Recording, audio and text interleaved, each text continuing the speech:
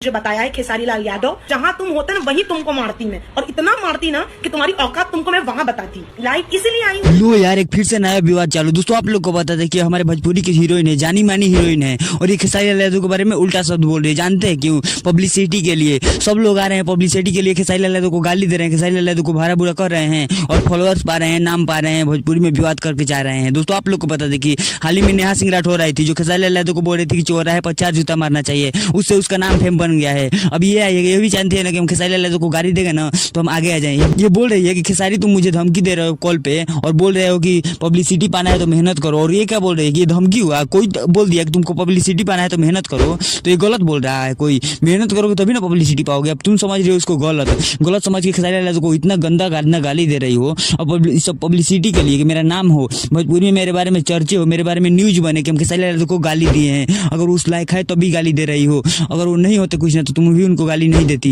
एक बात जानते हैं दोस्तों, सब लोग भोजपुरी में जान चुके हैं ना, खेसारी लाल यादव को गाली देने से ना व्यूज मिलता है, नाम मिलता है, भोजपुरी में नाम खड़ा हो जाता है। इसीलिए सब कोई ना खेसारी लाल यादव को गाली देने आते हैं। सब लोग लगभग सब लोग गाली देते हैं खेसारी लाल यादव को। क्यों?